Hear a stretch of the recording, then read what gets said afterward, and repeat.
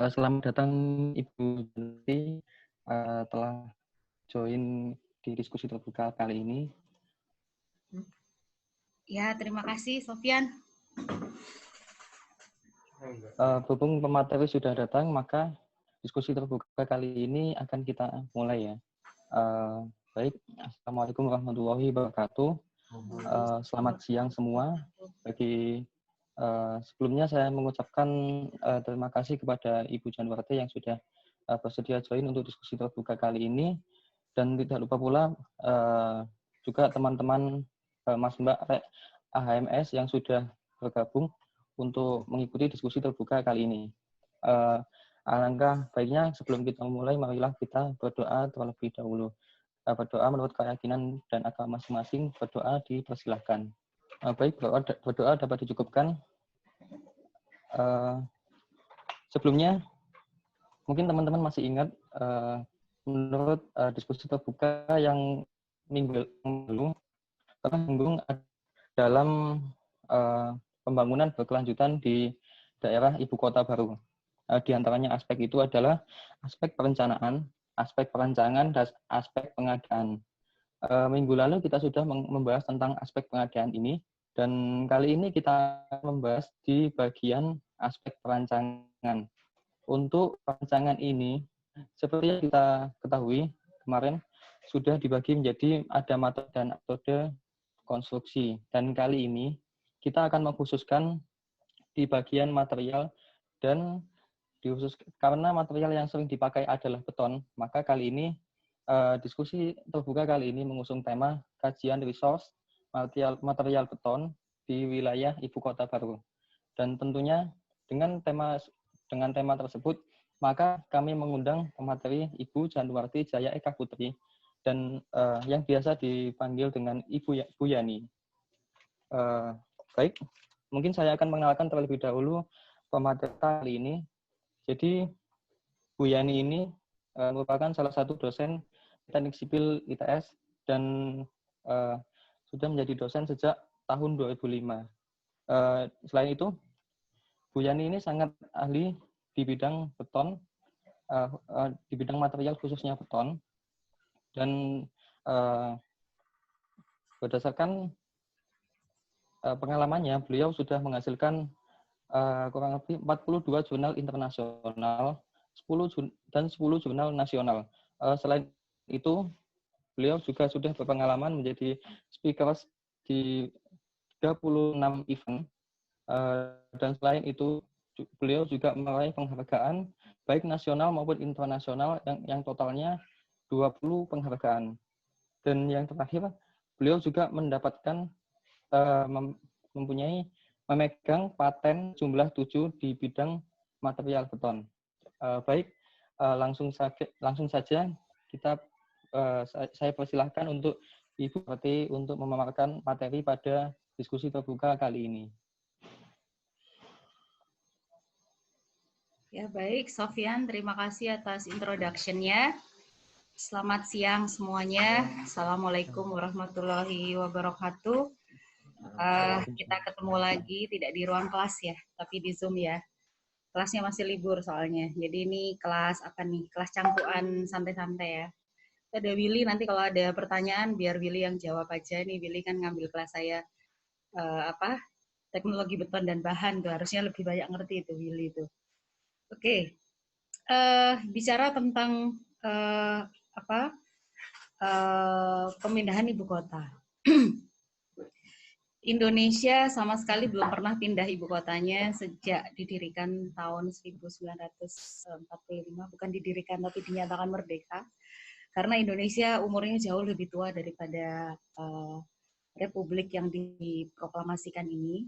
Dan kalau kita lihat bahwa Pulau Jawa itu terpilih sebagai ibu kota negara, wajar saja karena di Pulau Jawa lah lebih banyak terdiri kerajaan-kerajaan besar dari zaman dahulu, sehingga budaya mungkin lebih banyak berkembang di Pulau Jawa, dan kemudian kita lihat banyak konstruksi dan tatanan masyarakat yang sudah lebih maju dibandingkan pulau-pulau yang lainnya.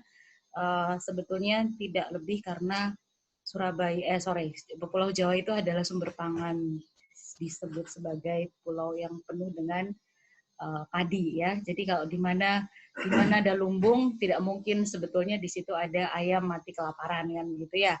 Nah, sementara sebetulnya pernah kita mempunyai pusat kebudayaan yang sangat besar dulu di Sumatera, tetapi memang kemudian tidak lebih kalah besar setelah adanya Majapahit yang sudah sampai mencapai ke seluruh ASEAN.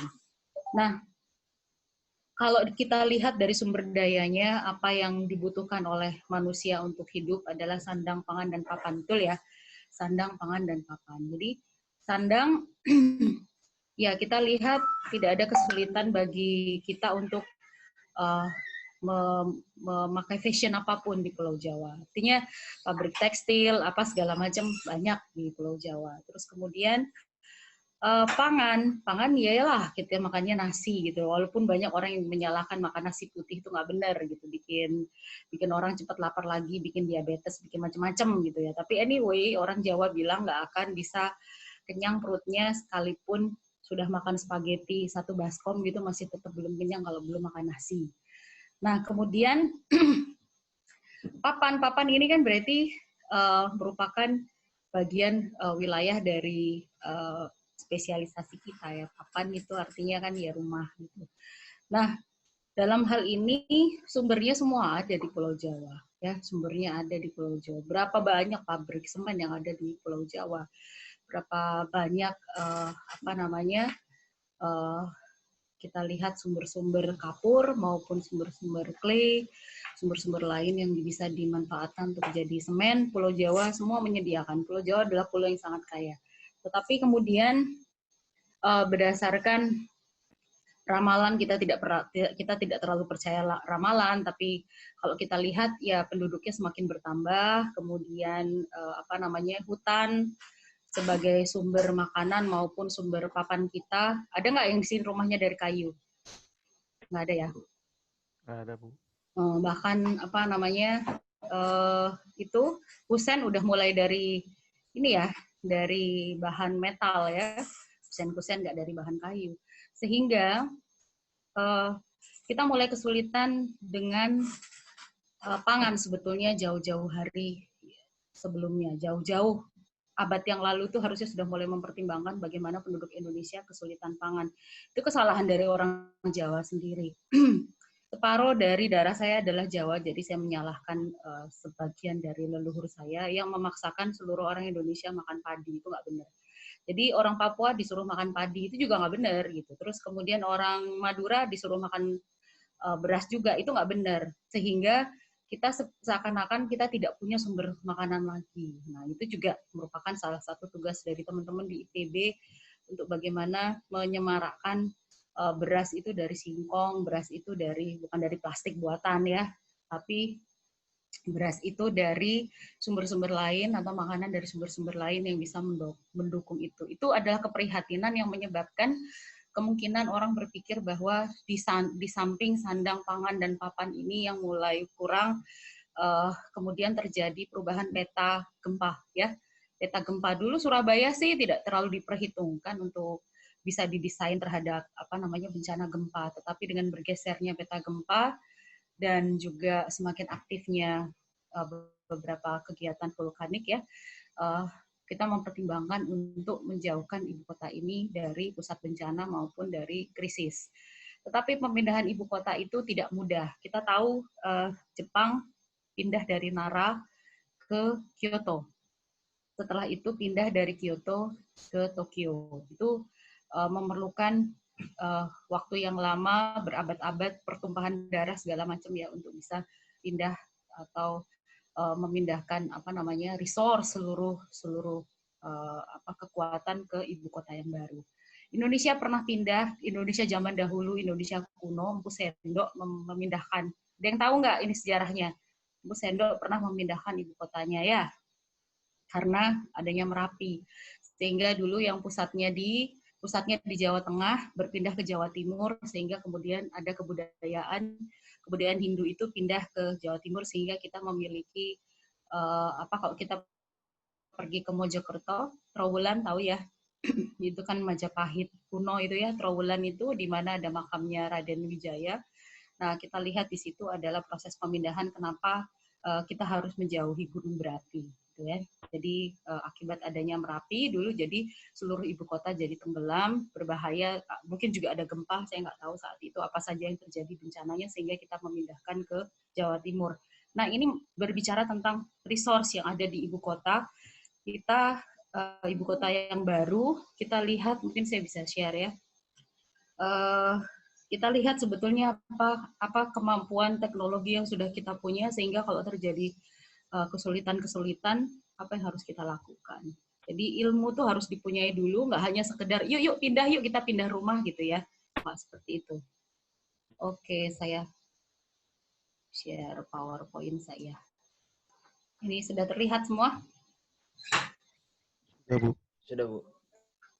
Sudah ya. Sebentar, saya cari. Oke, mari kita review sebetulnya apa saja yang sudah kita bisa untuk melakukan. Setidaknya dari sisi ITS, kalau misalnya kalian sebagai resource SDM untuk memberikan semacam masukan kepada pemerintah, kira-kira apa saja yang bisa kalian sumbangkan gitu, ide apa saja yang bisa kalian sumbangkan, solusi apa saja yang bisa kalian berikan kepada pemerintah apabila terjadi gap atau terjadi kesulitan yang harus bisa dicari solusinya. Nah, mari kita review apa saja yang sudah pernah dan bisa kita lakukan dalam hal riset material beton hijau di ITS. Kenapa beton hijau? Tentu saja kita berpindah dari ibu kota yang ada sekarang ke ibu kota yang baru itu harus dengan kacamata bahwa kita harus ramah terhadap lingkungan, harus mempertimbangkan keseimbangan lingkungan, sehingga dalam jangka yang sangat panjang dan mungkin tidak akan pindah lagi di kemudian hari. Tetap saja di situ, kita tidak akan pindah-pindah lagi karena kita melakukan persiapan dan perancangan untuk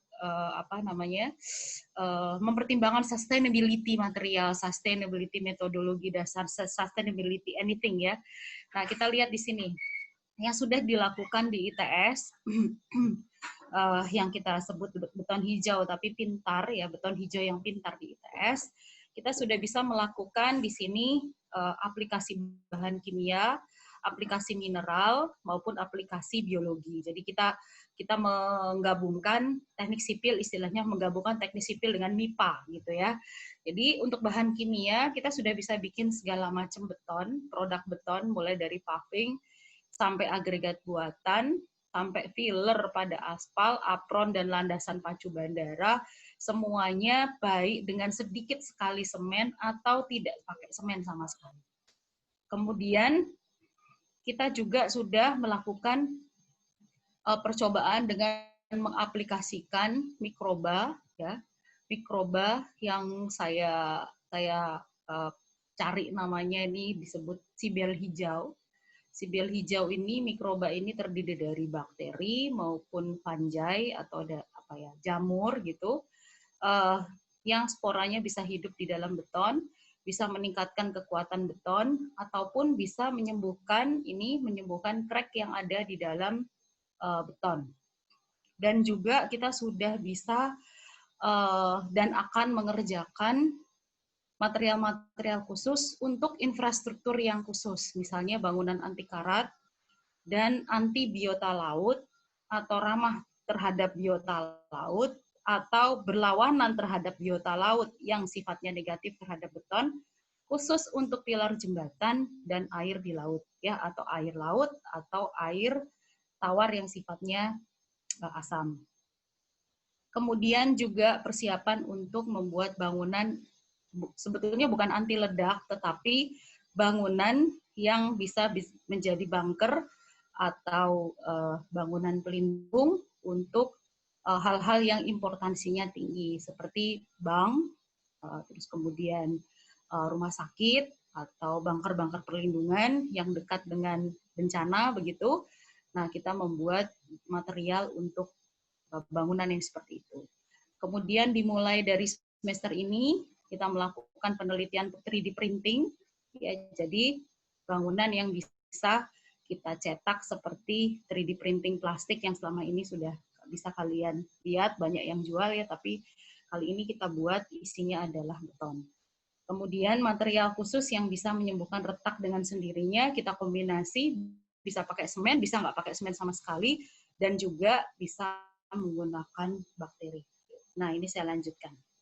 Nah, consideration, kenapa kita tidak boleh pakai semen banyak-banyak di ibu kota baru? Kita lihat ibu kota baru itu kan juga sekitar itu nggak ada pabrik semen. Kalaupun mau didirikan, ya pabrik semen itu balik lagi akan menghasilkan CO2. Gitu kan. Nah, kita lihat di sini ada material-material yang bisa dipilih. Abu batu bara bisa dari PLTU. Nanti kita lihat ada beberapa PLTU yang dekat dengan ibu kota baru ya. Terus kemudian abu ampas tebu ya bisa dipakai. Selak dari pabrik baja ini dari Pulau Jawa. Abu vulkanik ini di Kalimantan nggak ada gunung berapi, tetapi di Pulau Jawa banyak. Dan sebagian besar mulai dari nomor 1, 2, 3, 4, 5 abu sekam padi itu semuanya banyak dan melimpah di Pulau Jawa. Termasuk yang nomor 6 ini melimpah di Sidoarjo ya. Nah, kemudian kalau kita mengurangi semua material ini nomor 1 sampai nomor 6, kita kurangkan semen kita, maka kalau kita kurangkan tentu saja lebih baik. Tapi berani nggak kita percaya diri nggak kita mengurangkan material semen itu dengan mengganti material nomor 1 sampai nomor 6 ini. Apabila kita tidak berani, maka keputusannya semen tipe 1 atau semen OPC tetap kita pakai. Dan ini sama sekali tidak ramah lingkungan, saya beri warna merah. Jadi semen tipe 2 itu kalau sampai kita berani mengurangi 20%. Nah, kalau kita lebih dari 30% sampai 70% sudah pernah diaplikasikan di Jepang, tapi di Indonesia Indosemen nyoba pakai slag mungkin sekitar 40 sampai 60% ya Indosemen. Kemudian kalau sampai 100% aplikasinya di lapangan baru Australia yang melakukan aplikasi di massive scale ya. Jadi di bandara, di gedung ya, di jembatan dia sudah menggunakan aplikasi geopolimer yang tidak menggunakan semen sama sekali. 100% dia menggunakan nomor 1 abu batu bara. Oke. Nah, sekarang bagaimana cara kita mereduksi ini juga jadi pilihan penting ya. Kalau semennya direduksi terus dengan misalnya ini kita milih ampas tebu atau kita milih lumpur Sidoarjo atau kita milih fly ash atau yang disebut dengan cementitious material, tentu saja konsekuensinya bisa jadi kita akan mendapatkan beton yang tidak kuat gitu ya. Jadi ada semacam plus atau minus. Begitu juga dengan fine aggregate ini kan dari alam. Nah, dari alam ini mau kita ganti misalnya ini dari beton limbah gitu misalnya ya, atau kita ngambil dari pasir yang tidak spesifikasinya tidak bagus gitu, atau kita menggunakan bottom as sebagai pengganti pasir di sini, itu juga implikasinya juga bisa mengurangi kekuatan dari beton. Nah, hal tersebut menjadi consideration di awal kita untuk melakukan mix design. Jadi ada konsekuensi yang harus kita terima gitu.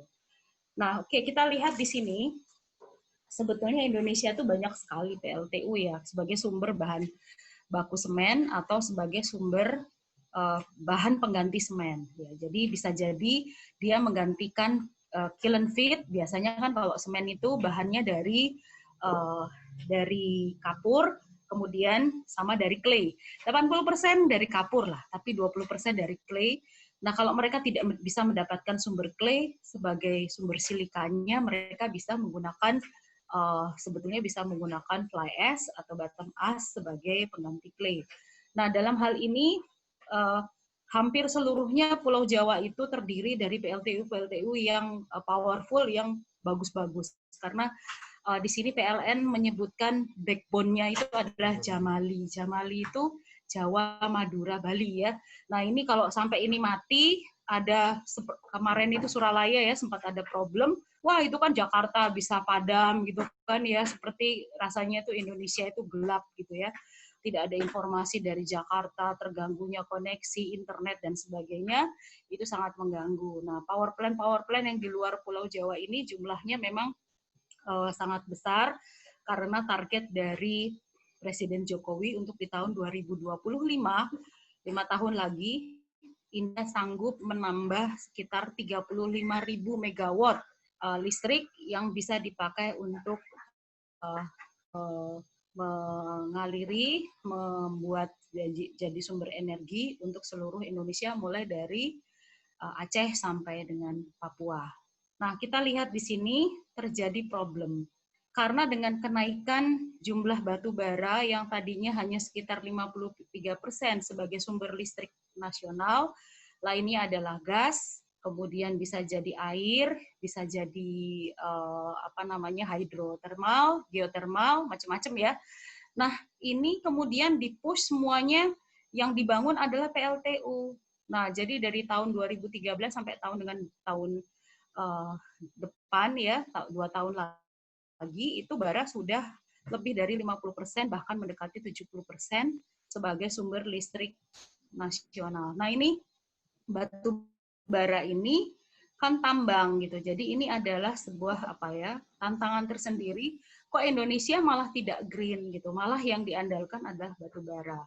Nah, kemudian kita lihat ada kemudian permasalahan baru, di mana sebetulnya batu bara itu akan menghasilkan abu setelah dia dibakar.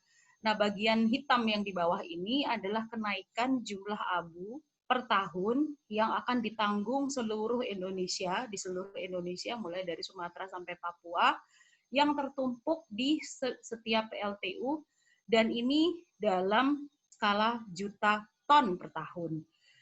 Sementara Indonesia itu sudah menerapkan peraturan bahwa abu batu bara dinyatakan sebagai limbah yang berbahaya dan beracun, bahan berbahaya dan beracun ke dalam kategori B3, di mana Indonesia itu beda dengan negara-negara lain yang tidak menerapkan abu batu bara itu sebagai limbah B3. Abu batu bara itu bisa bebas dipakai untuk apa-apa gitu. Tapi kalau Indonesia nggak bisa, itu dinyatakan sebagai limbah berbahaya beracun, sehingga menumpuk dan menjadi problem tersendiri.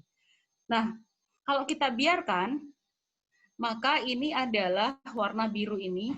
Warna biru itu adalah penumpukan potensi, sebetulnya yang ada ini penumpukan abu batu bara yang ada di Pulau Jawa saja ini. Cuman ada di Pulau Jawa saja. Nah, ini penumpukan. Sementara pemanfaatannya merah nih, kecil sekali. Ada Wika, ada Holcim, ada Indosemen, ada PT Semen Indonesia, tapi jumlahnya sedikit-sedikit sekali, sehingga akumulasi dari trapesium ini luar biasa mengerikannya, bisa menyebabkan Indonesia menggap-menggap penuh dengan abu, ya, tidak bisa diselesaikan. Sehingga secara total Indonesia perlu 1.500 hektar lahan hanya untuk nimbun abu batu bara. Ini setara dengan berapa? 1.500 stadion ini ya, sepak bola ya. Jadi super ngawur ini. Nah, saya lanjutkan. Warna merah di sini adalah landfill, di mana abu batu bara itu tidak bisa dimanfaatkan. Jadi di Jawa itu yang tidak bisa dimanfaatkan ada 1/4, sementara yang 3/4-nya sudah bisa dimanfaatkan. Karena apa? Kita macam-macam di sini, ada ready mix, infrastruktur apa segala macam masih bisa dimanfaatkan. Ya, di Sumatera ada pabrik semen Batu Raja, ada semen Padang, mungkin masih bisa dimanfaatkan sedikit. Sulawesi zero, Bosowa sendiri tidak menggunakan abu batu baranya, pada Bosowa punya Jeneponto, PLTU Jeneponto. Ini sementara yang sedang operasional yang baru ada PLTU baru pakai double R, terus kemudian nih Tanasa Kendari, terus juga ada PLTU Mamuju juga baru, yang ada beberapa PLTU baru yang akan segera menghasilkan limbah-limbah abu batu bara ya, yang tidak akan termanfaatkan di sini di Sulawesi. Sementara Kalimantan sebagai sumber batu bara Indonesia, karena semua tambang batu bara itu sebagian besar ada di Kalimantan, sebagian kecil ada di Sumatera, dimanfaatkannya juga sangat sedikit, dan ini akan menjadi landfill yang akan menumpuk di sana di Kalimantan. Oke, kita sudah melakukan klasifikasi. Ini adalah riset yang dilakukan oleh tim ITS sendiri. Saya mengerjakan dari tahun 2010 2011 gitu sampai sekarang. Total sudah lebih dari 10 tahun nih saya kerjakan. Kita lihat di sini nih Nangro Aceh Darussalam, ini adalah PLTU Nagan Raya. Ya, itu klasifikasinya C. C berarti kandungan kalsiumnya tinggi. Padahal batu bara itu abunya yang kita inginkan adalah silikanya yang tinggi. Ini malah kalsiumnya yang tinggi. Jadi warna kuning ini adalah PLTU di seluruh Indonesia yang klasifikasinya adalah kelas bisa jadi kelas C. Kenapa kelas C bukan kelas F? Nah, sebetulnya silikanya banyak, sebetulnya silikanya cukup, tetapi ternyata kalsiumnya melebihi dari perkiraan. Jadi klasifikasinya itu F, bisa jadi F, tetapi sifatnya seperti C. Kalau yang biru di sini itu adalah C murni, jadi memang klasifikasinya berdasarkan ASTM, itu adalah kelas C, di mana silikanya rendah, besinya rendah, aluminiumnya rendah, sehingga dia diklasifikasikan sebagai kelas C. Nah, kalau yang kuning ini silikanya agak tinggi, tapi kalsiumnya kebanyakan, sehingga bisa menimbulkan problem sebetulnya di dalam beton, karena dia tidak cementitious. Nah, yang merah-merah ini adalah kelas F, biasanya itu disukai oleh orang-orang ready mix gitu ya. Nah, dekat ibu kota baru di sini kita punya PLTU Tenayan, kita punya PLTU Teluk ya. PLTU Teluk itu 2 kali kita melakukan klasifikasi dan hasilnya adalah masuk kelas F. Nah, ini adalah kalau kita reaksikan fly ash itu dengan semen. Tanpa semen, kita reaksikan dengan alkali, ini nggak pakai semen, kita cuma campur dengan alkali saja, kemudian dia mengeras, saya uji kuat tekannya, ternyata di luar Pulau Jawa sedikit sekali yang kita temukan klasifikasinya excellent. Artinya apa? Walaupun dia kelas F, saya kembalikan, walaupun dia kelas F, walaupun dia silikanya banyak, ya, walaupun silikanya banyak, itu tidak berarti dia bagus. Bahkan di sini ada yang tidak bisa dicampur sama sekali, yang PLTU Teluk kita tolak tidak bisa direaksikan dengan alkali. Artinya fly ash-nya kelihatannya bagus, tampak fisiknya kayaknya bagus, tetapi ternyata fly ash-nya tidak reaktif dan tidak menyebabkan watekan beton menjadi baik, malah menjadi drop. Nah, kita bekerja sama antara akademisi dengan praktisi, tentu saja apa yang dilakukan ITS tidak akan bisa berhasil tanpa kerjasama dengan industri. Jadi keterlibatan industri di dalam riset kita itu luar biasa baik, luar biasa bagus. Artinya apa yang sudah dikerjakan oleh ITS itu harus bisa dimanfaatkan oleh industri dalam bentuk mungkin mix desainnya dari kita, terus kemudian pelaksanaannya dari kita sebagai supervisi, terus kemudian bekerja sama dengan industri untuk mengaplikasikannya di level lapangan, terus kemudian pemeliharaan juga kita melakukan supervisi, mereka juga melakukan pemeliharaan sebagai tugasnya, kalau ada apa-apa, terus kemudian konsultasi, kita melakukan perbaikan, terus kemudian melakukan monitoring, produk akhirnya ternyata masih belum bagus, balik lagi mix desainnya dicek, terus kemudian terus ini merupakan circle, sehingga kita bisa menghasilkan sebuah produk akhir yang memuaskan dan sesuai dengan standar SNI. Saya cerita sedikit tentang mineral, kombinasi antara mineral dan biokonkrit, karena itu tadi, seringkali kita menemukan fly ash yang kualitasnya nggak bagus. Terus kemudian semen maunya kita makainya sedikit. Tapi begitu dicampur, kok betonnya jadi kurang bagus. Sehingga kita memerlukan bantuan si mas bakteri ini, ya, yang saya sebut sebagai sibel hijau. Nah, sibel hijau ini saya manfaatkan, saya campurkan di dalam beton, macam-macam, ada Bacillus subtilis, ada Bacillus savensis, ada Sporosarcina pasturi, ada beberapa bakteri lain yang bisa dikombinasikan di dalam beton, dan dia hidup beratus-ratus tahun di dalam beton untuk kemudian berkembang dan mengisi kekuatan tekan yang ada di dalam yang harusnya ada di dalam pori-pori beton. Nah, sehingga seperti ini gambarnya. Jadi kalau dia bereaksi dalam beton, dia seperti ini, dia masih hidup, tetapi hasil dari metabolismenya masih bisa menyumbangkan kekuatan tekan pada beton karena dia mengisi pori. Jadi pori-pori kecil yang dalam beton itu ditutup oleh bakteri tersebut. Kalau ada di permukaan beton yang mengandung fly ash, dia masih bisa hidup di situ.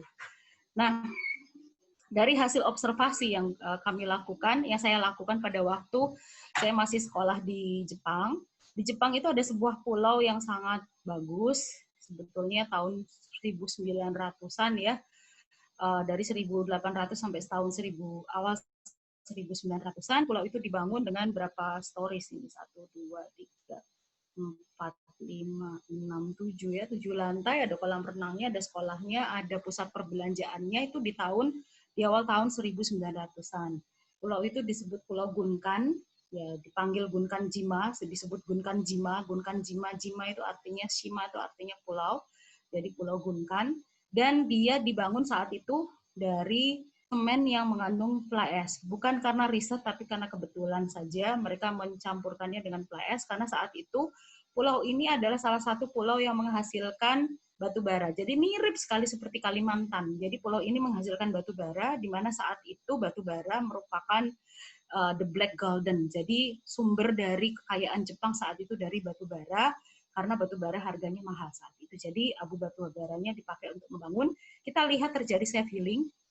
Jadi crack yang ada di dalam bangunan-bangunan di Pulau Gunkan Jima itu mengalami penyembuhan dengan sendirinya, crack-cracknya sembuh karena ditengarai dia mengandung sementitious yang bermanfaat untuk semen, untuk beton.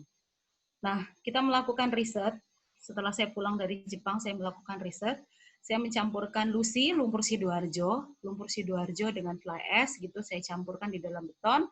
Terus kemudian dilakukan pengamatan, ini awal crack, terus umur 3 hari, umur 7 hari, umur 14 hari, umur 28 hari, cracknya sembuh ya. Cracknya sembuh. Terus kemudian saya lakukan kombinasi lebarnya bagaimana, kedalaman retaknya bagaimana. Ternyata di umur 28 hari hampir semuanya sangat tergantung dari kedalaman retaknya, ini bisa sembuh juga retaknya ya. Artinya cementitious material itu tidak hanya menyebabkan durability terhadap asam, garam, beton itu menjadi meningkat, tetapi juga bisa melakukan penyelesaian permasalahan dalam bentuk menyembuhkan crack-crack mikro yang nggak bisa kita lihat gitu ya. Jadi crack-crack mikro itu nggak bisa kita lihat, itu juga sangat bermanfaat. Selain juga bisa menyebabkan kredit bahwa penggunaan semen itu menjadi turun gitu. Jadi kita punya credit point terhadap CO2 emissions. Nah, di sini self healing juga bisa dikombinasikan dengan bakteri. Jadi bakteri itu juga bisa menyembuhkan crack pada beton. Jadi ini awalnya sporanya bentuknya seperti itu, terus kemudian pada waktu dicampurkan ke dalam beton, sporanya dia seperti tentacles gitu, dia punya semacam microfiber gitu, dia mengikat antar intergranular, dia mengikat. Terus kemudian kalau kita masukkan ke dalam beton, tergantung dari lebar retaknya, tergantung dari kondisinya. Kalau kondisi awal nggak terlalu severe, nggak terlalu parah, maka crack bisa sembuh dalam waktu 28 hari. Nah, di sini adalah wireless monitoring system, ini juga penting. Ini merupakan kerjasama antara ITS dengan Taiheiyo, semen Jepang. Jadi kita melakukan monitor gangan pada beton bertulang secara berkala. Jadi bangunan itu dibangun ya dari awal, terus kemudian didesain di bagian-bagian tertentu dipasangi sensor, strain sensor. Dipasangi sensor yang wireless. Jadi keren, ini dari jauh nih bisa kita cek. Oh, di sini ada crack, oh di sini tegangannya sudah mencapai maksimum, oh di sini ada sesuatu yang tidak betul. Dan itu bisa dikontrol secara wireless dan kita bisa melakukan semacam early warning system di situ ya. Jadi kita bisa monitoring.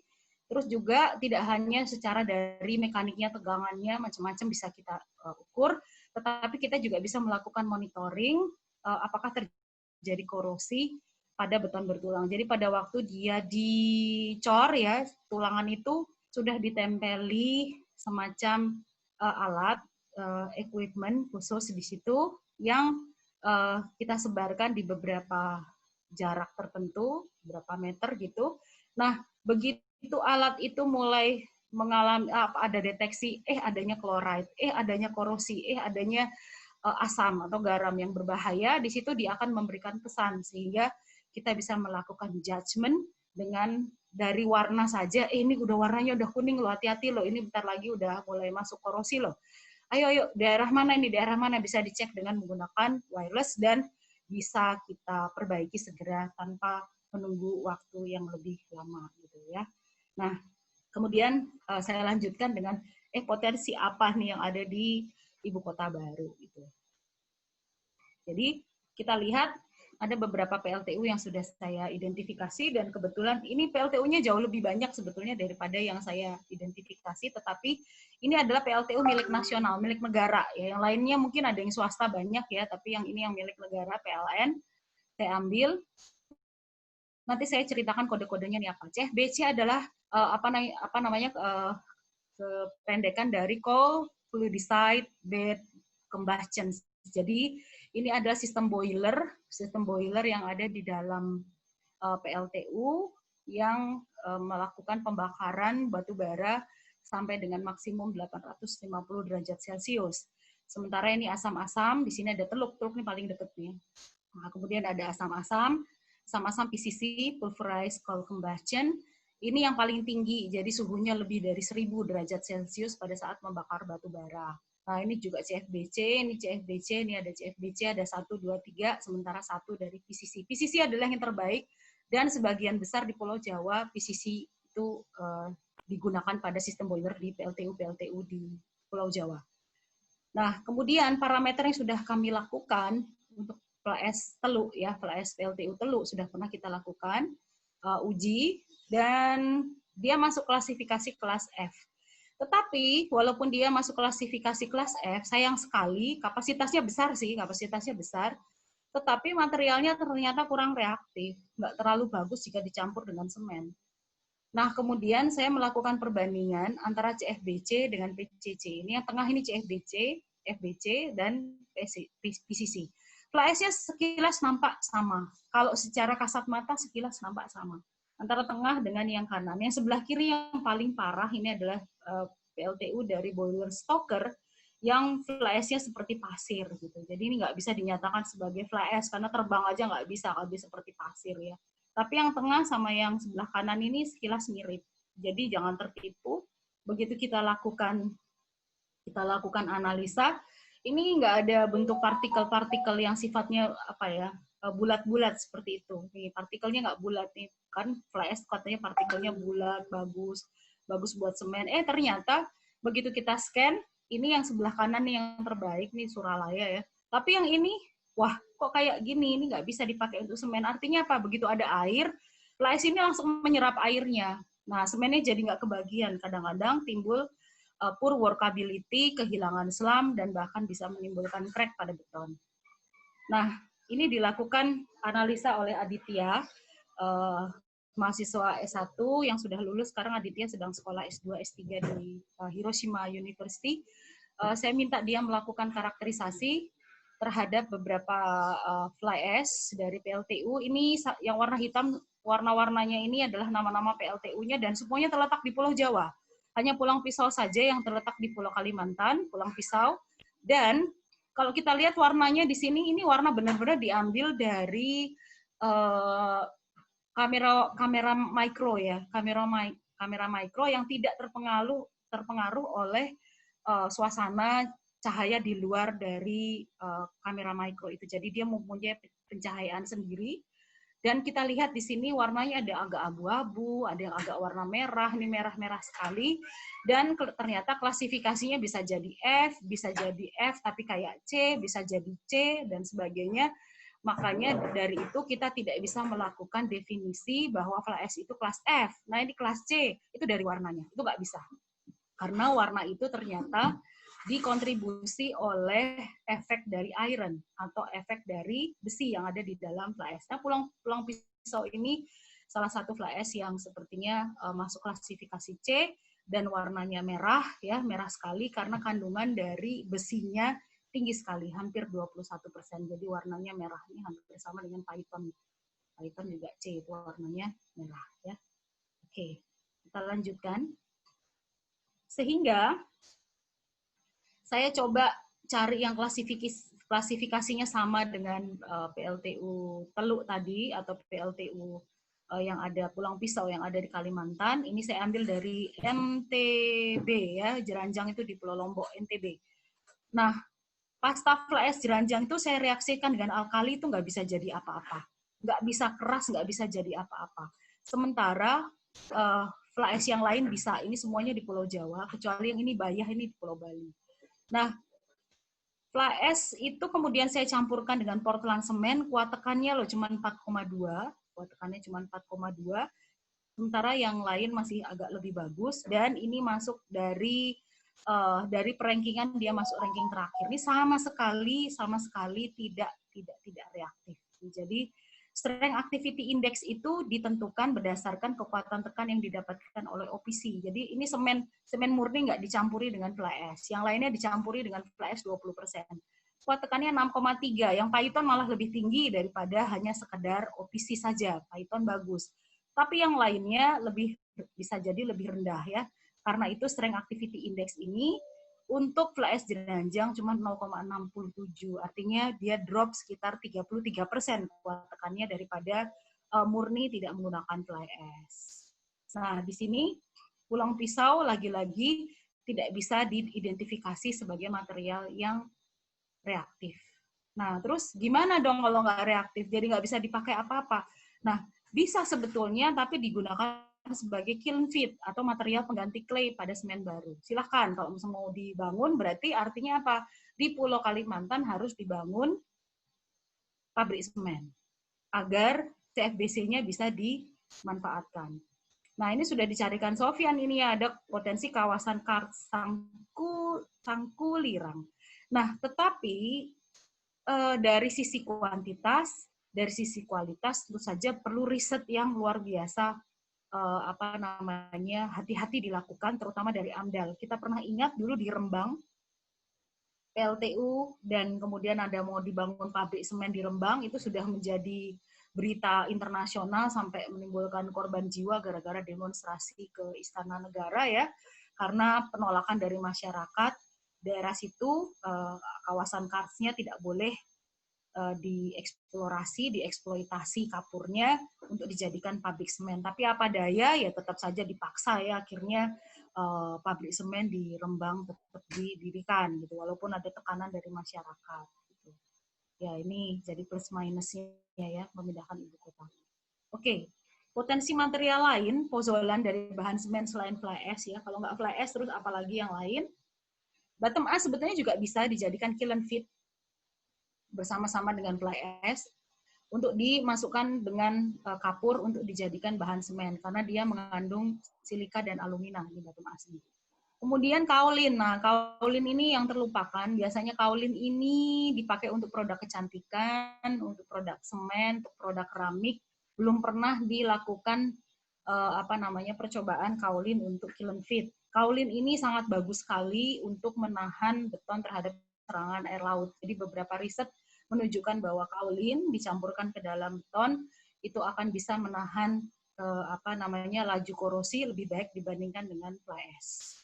Kemudian palm oil fuel ash ini adalah sesuatu tantangan juga karena lahan gambut itu kalau ditanami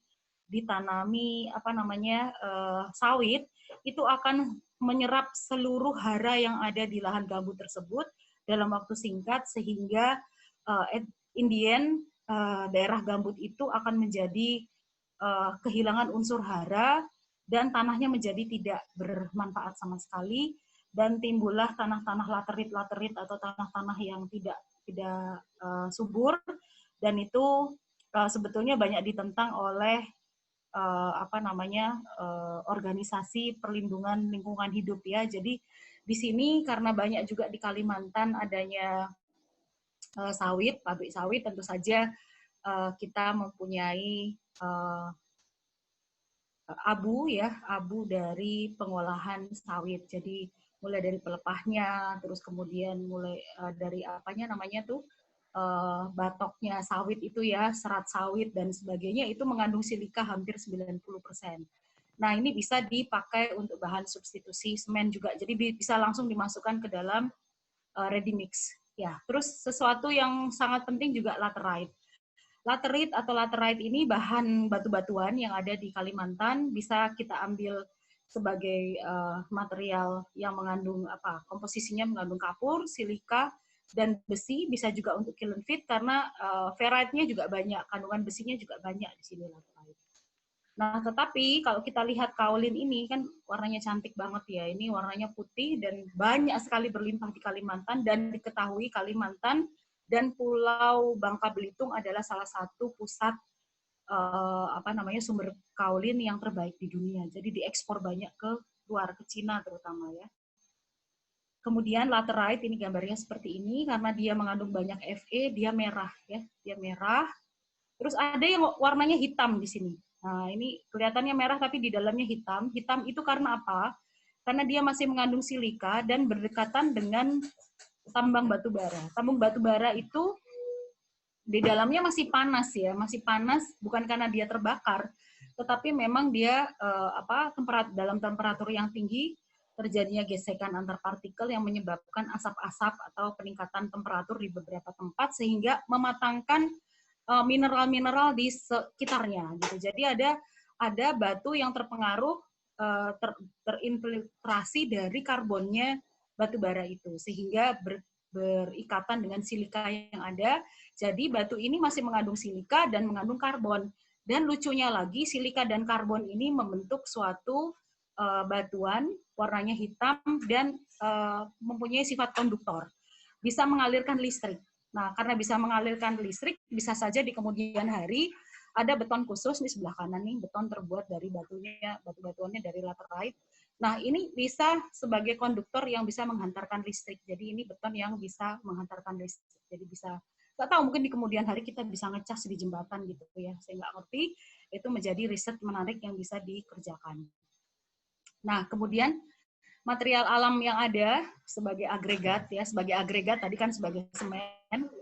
Kalau sebagai agregat, tadi sudah saya sempat sebutkan, bottom as itu bisa mengganti sebagian pasir. Nggak boleh seluruhnya pasir diganti dengan bottom as, karena bottom as itu rapuh, abrasif, dan sangat menyerap air. Nah, kalau laterite tadi bisa dipakai sebagai bahan agregat kasar, atau sebagai bahan agregat halus, sudah banyak penelitian yang melakukan riset, dan aplikasinya di lapangan kurang begitu kelihatan, mungkin karena kita lihat nanti ada beberapa kekurangan yang didapatkan, yang ditemukan untuk batu laterite ini. Terus ini dicarikan oleh Sofyan ya, ada pasir kandilo, ada batu pecah senoni, ini semuanya adalah material alam, dan kita lihat di sini karakteristik untuk batu laterite, karena jumlahnya banyak sekali di Kalimantan ya.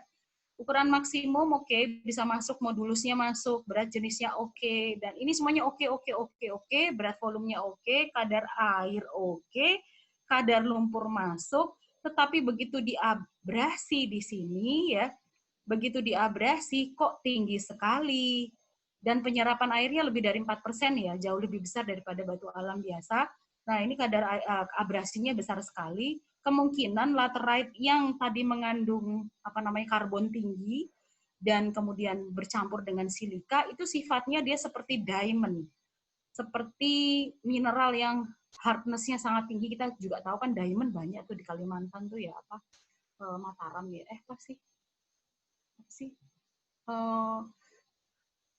diamondnya Kalimantan tuh loh.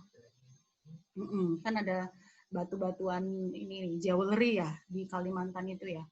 Nah, itu. Jadi di Kalimantan itu terkenal banyak sekali dia mengandung material untuk perhiasan yang berlimpah gitu ya di Kalimantan. Jadi abrasinya kenapa tinggi? Karena dia bergesekan satu sama lain, bukan berarti dia rapuh, tapi ternyata karena saking kerasnya sehingga dia bergesekan satu sama lain. Seperti kita ketahui kalau kita menyimpan berlian, martapura ya, kalau nggak salah namanya martapura, Kalimantan. Kalau kita nyimpan berlian, itu nggak boleh bergesekan satu sama lain, jadi harus dibungkus dengan kain halus supaya tidak menggesek antara berlian yang satu dan berlian yang lain. Saya kira ini abrasinya tinggi karena hardness-nya yang luar biasa di batu laterite tertentu ya. Kemudian kalau kita lihat dari komposisi kandungannya, kandungan ini laterite saya ambil dari disertasinya Pak Andi Marewangeng. Ini adalah Kepala Dinas TU Berau, Kalimantan. Jadi 2 minggu yang lalu saya nguji beliau, karena itu tadi waktu di introduction itu ada fotonya saya pakai toga ya. Nah itu saat itu saya menguji Pak Andi Marewangeng ini. Ini dari hasil disertasi beliau, kita lihat SI dan Fe-nya tinggi ya, jadi ini mengandung besi yang tinggi. Ya, jadi ini bisa dimanfaatkan sebagai bahan batu alami, konduktornya juga lumayan bisa dijadikan potensi di kemudian hari. Nah ini bentuk SEM-nya seperti ini, scanning elektron mikroskop yang didapatkan oleh Pak Andi Marewangeng pada waktu dia melakukan analisa di ITB.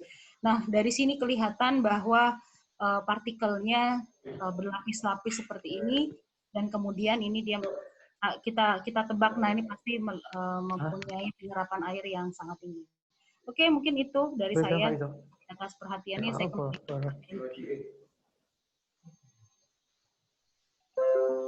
Baik, terima kasih banyak atas materi yang sudah disampaikan oleh Ibu Januarti. Mungkin saya akan review sedikit terkait materi yang sudah disampaikan oleh Ibu Januarti. Jadi untuk yang pertama-tama, berpindah ibu kota baru itu bukan hal yang mudah, dan itu memakan waktu yang cukup bahkan lama. Maka dari itu kita harus melihat berkacamata dalam pembangunan itu, berkacamata dari lingkungan. Maka dari itu salah satunya bisa dengan menerapkan beton hijau. Nah, dengan beton hijau ini mengharuskan untuk mengurangi semen dan menggantinya dengan limbah yang dapat menggantikan semen. Salah satu limbah tersebut adalah limbah batu bara yang biasa disebut fly ash, yang dihasilkan dari PLTU yang menggunakan bahan bakar batu bara. Namun di Indonesia ini, fly ash tersebut dianggap sebagai limbah B3. Dampaknya apa?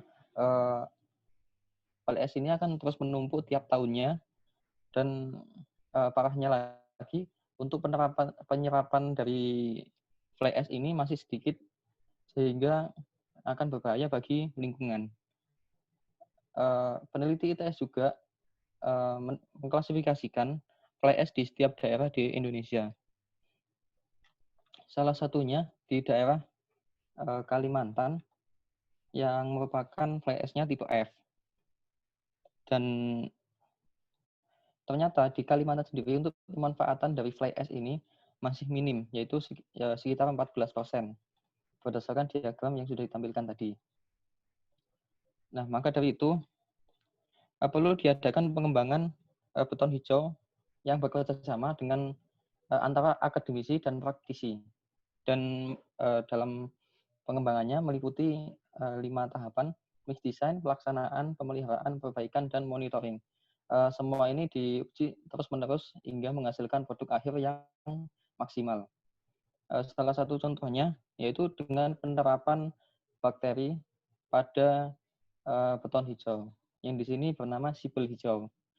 Nah, dari kombinasi bakteri tersebut dapat memberikan efek self-healing atau menyembuhkan retak sendiri pada beton.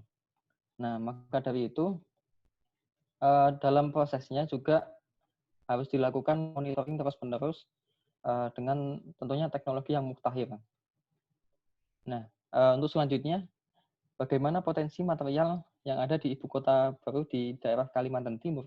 Nah, dari data PLTU-nya yang di daerah Pulau Kalimantan, itu ternyata ada fly ash tipe CFBC dan PCC.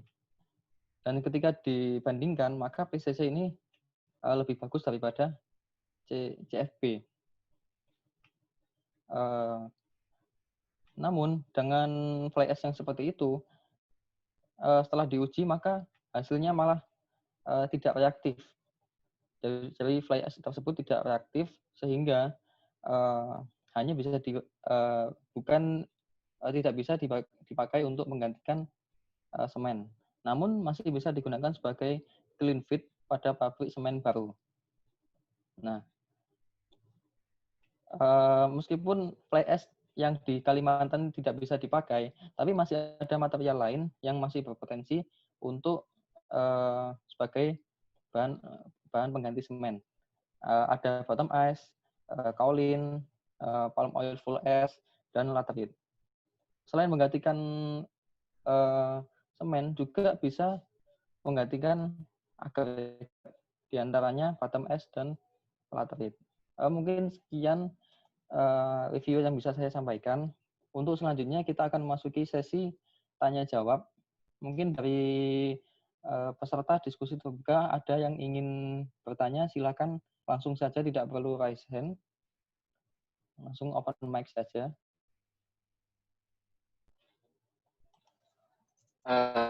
Saya izin bertanya, Bu.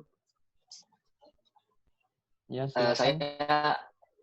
Saya Andi ingin bertanya, untuk fly ash yang berasal dari PLTU Kalimantan itu tadi kan dijelaskan memiliki kualitas yang tidak terlalu bagus, yaitu adalah kurang reaktif.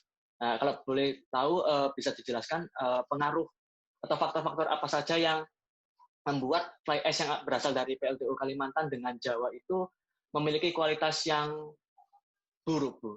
Itu kenapa? Ada faktor apa saja yang mempengaruhi kualitas dari fly ash itu?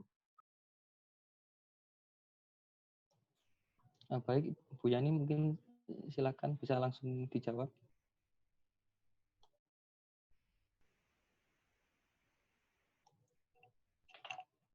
Mohon maaf Bu, untuk speakernya masih mute.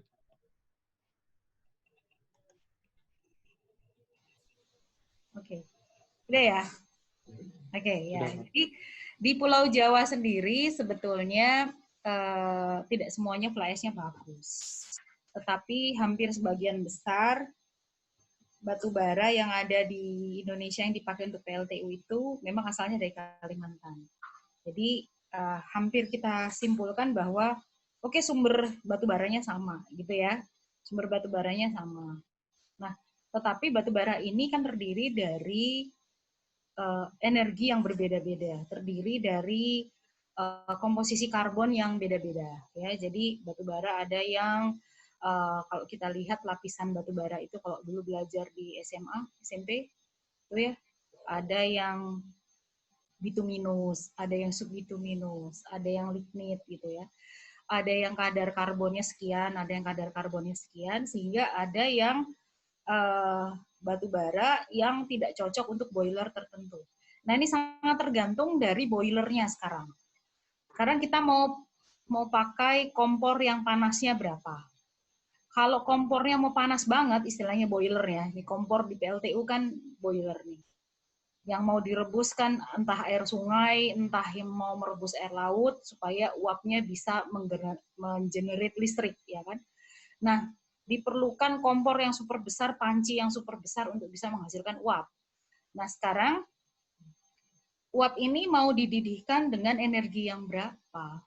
Kalau ternyata dia boilernya itu memerlukan energi yang sangat besar gitu, karena dia generator listriknya itu besar sekali, di atas 300 megawatt, maka PLTU akan memilih pulverized combustion coal, PCC, seperti yang banyak di Pulau Jawa. Pulverized combustion coal itu suhu di atas 1.200 derajat Celcius menyebabkan batu baranya itu dibakar. Sebelum dibakar tuh kadang-kadang di grinding dulu sampai halus.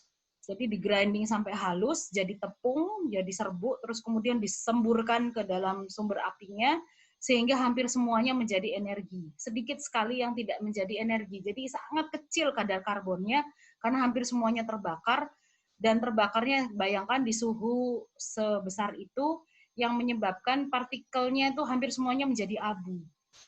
Hasil dari sisa pembakarannya itu semuanya menjadi abu, dan fly ash-nya bentuknya seperti kelereng kecil-kecil itu. Bahkan di dalam kelereng itu ada lubangnya, artinya jadi hollow, jadi kayak balon. Saking halusnya karena di dalamnya udara itu terbangnya itu bisa tinggi sekali gitu. Makanya harus ditangkap dengan precipitator elektrik tertentu ya. Jadi ini menghasilkan fly ash yang kualitasnya bagus. Nah, tetapi ada boiler yang dia tidak diharuskan untuk menghasilkan energi yang tinggi. Jadi kayak punyanya PLTU Teluk tadi yang dekat dengan pasar ya, dekat dengan Kalimantan Timur tadi itu, terletak di sekitar itu. Nah, PLTU Teluk ini menggunakan boiler tipe kedua, CFBC. Coal fluidicide bed combustion. Jadi batu bara ini tidak di-grinding halus dan tidak disemburkan ke dalam sumber api. Sumber apinya itu ada di bagian bawah boiler, sehingga pada waktu batu baranya itu dimasukkan pakai conveyor belt itu, dalam bentuk yang tidak halus. Jadi dimasukkan terus kemudian dibakar, jatuh ke bawah tanur, terus kemudian dibakar, terus kemudian apinya naik, membakar tungku, terus kemudian partikel yang masih partikel yang masih berat itu nanti nggak sanggup naik, itu jadi secara gravitasional turun lagi ke bed, namanya bed, makanya ada huruf B-nya CFBC, turun lagi ke bed, terus kemudian digosok lagi dengan api karena di bawahnya itu panas, terbakar lagi, naik lagi menjadi api yang nggak sanggup terbakar, turun lagi, begitu terus menerus, dan suhunya maksimum 850 derajat Celcius. Sehingga PLTU ini tidak bisa menghasilkan, tidak bisa mengenerate sumber listrik, mengenerate listrik lebih dari mungkin lebih dari 150 megawatt. Kenapa? Ya biar nggak susah, biar nggak bangkrut, karena nggak semuanya memerlukan sumber listrik yang setinggi Pulau Jawa. Gitu. Jadi untuk di luar-luar Pulau Jawa ini boilernya kecil-kecil, CFBC atau stoker. Nah, stoker itu adalah boiler ketiga yang kayak bakaran sate. Jadi batu baranya harus gede-gede, dimasukkan sekitar ukuran 3 sampai 5 cm, terus kemudian dilontarkan dari conveyor belt, dilontarkan ke dalam tungku, terus kemudian dia terbakar. Sebagian yang nggak terbakar ya udah nggak terbakar, nggak ada yang nolongin, ya sudah nggak terbakar, ya kemudian menjadi karbon percuma dan dibuang. Makanya fly ash-nya masih kasar dan sifatnya masih seperti pasir, dan pembakarannya tidak bisa lebih dari 680 derajat Celcius. Karena tipe stoker ini dia hanya menghasilkan maksimum sekitar 10 megawatt. Dan ini cukup untuk pulau-pulau kecil. Jadi pulau-pulau kecil tuh PLTU-nya nggak terlalu besar-besar, PLTU-nya kecil-kecil. Dan ini diperparah juga dengan sistem boiler yang kita nggak menyalahkan CFBC, tetapi kadang-kadang dia shutdown, kadang-kadang dia bagus, dia 100% efisiensinya, tapi kadang-kadang down lagi. Kenapa? Kok kayak gitu? Nah, kadang-kadang ini nggak diperlukan pembakaran yang sempurna karena mungkin diesel di distrik sana, di kecamatan sana sudah beroperasi penuh, sehingga PLTU-nya nggak perlu banyak-banyak bakar batu bara, sehingga supaya listrik bisa diturunkan nih. Soalnya kalau terus menerus kan kita nggak pakai listrik terus menerus, jadi listriknya percuma, batu baranya dibakar percuma, jadi nggak bisa di storage kan, ini terbuang gitu loh listriknya. Nah, terbuang listriknya ini juga tidak baik, sehingga dilakukan efisiensi, ya udah diturunkan kapasitasnya, nggak usah 100%, turunkan 60%. Ini berakibat menurunnya mungkin suhu pembakaran. Berakibat menyebabkan fly ash-nya kualitasnya jadi jelek, karena tadinya bakarnya di 850 turunlah di sekitar 700 atau di sekitar 800 atau 790. Jadi step up, step down, step up, step down ini pada akhirnya menghasilkan batu bara yang limbahnya dalam bentuk abu yang kualitasnya beragam dan jauh dari yang kita harapkan. Ya, kira-kira seperti itu, Andi. Berarti kalau untuk menciptakan fly ash yang kualitasnya bagus itu tergantung dari kebutuhan dari PLTU-nya dan pengolahan dari batu baranya ya, Bu? Ya, betul. Kalau PLTU itu kita nggak bisa maksakan, kamu jangan itu dong, kamu jangan ini, kita jengkel banget deh jadi orang sipil lihat PLTU itu kok nggak semuanya PCC, nggak bisa kayak gitu juga, karena mereka kemampuannya cuma sampai stoker, misalnya begitu. Akan tetapi harus ada kebijakan dari pemerintah nih. Nah, kalau udah CFBC terus gimana? Kan nggak bisa langsung dipakai untuk mengurangin semen. Jadi ya harus bekerja sama dengan pabrik semen, itu dibakar bersama-sama dengan semen gitu. Jadi fly ash yang kualitasnya jelek ini nggak bisa dipakai langsung sebagai campuran beton. Ya harus dimasukkan, artinya dibakar ulang gitu kan ya, dijadikan dimasukkan ke pembakaran yang lebih tinggi, karena dia dilahirkan dari pembakaran yang dingin-dingin aja gitu. Jadi dia harus dimasukkan bersama-sama dengan kapur, bersama-sama dengan kiln feed yang lain untuk dibakar di dalam tanur yang lebih tinggi 1450 derajat Celcius.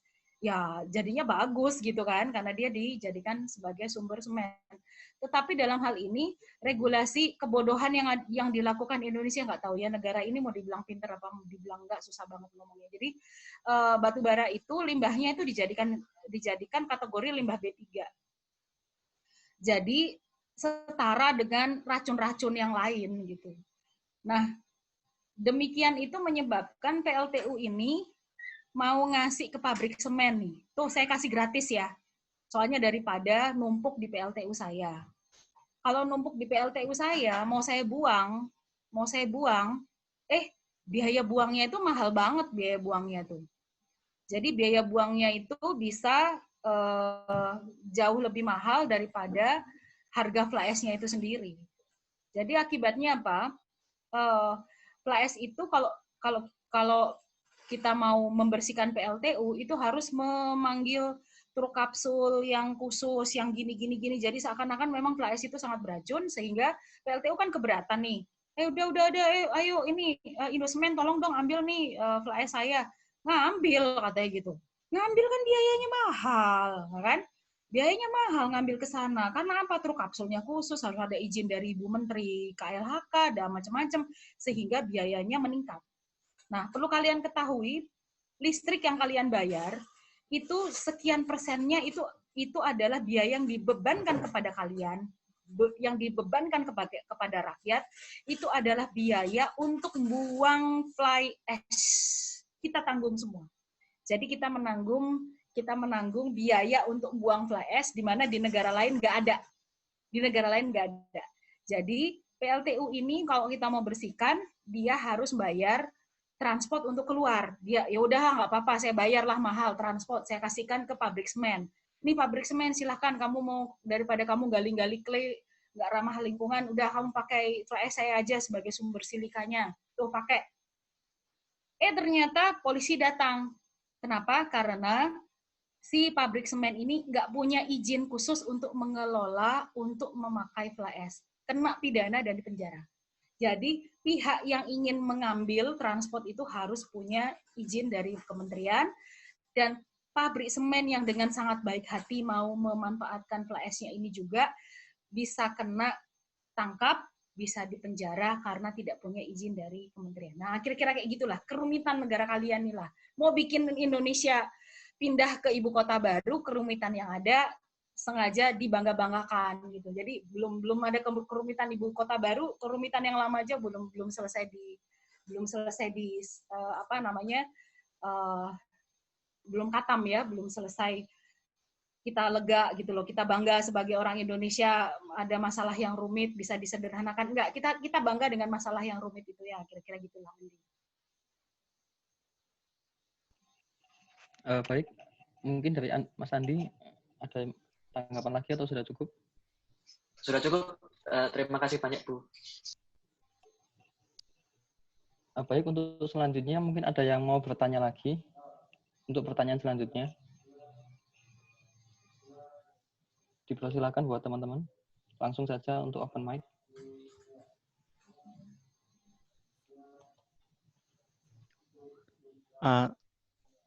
Saya mau tanya dong. Saya mau jawab, Willy.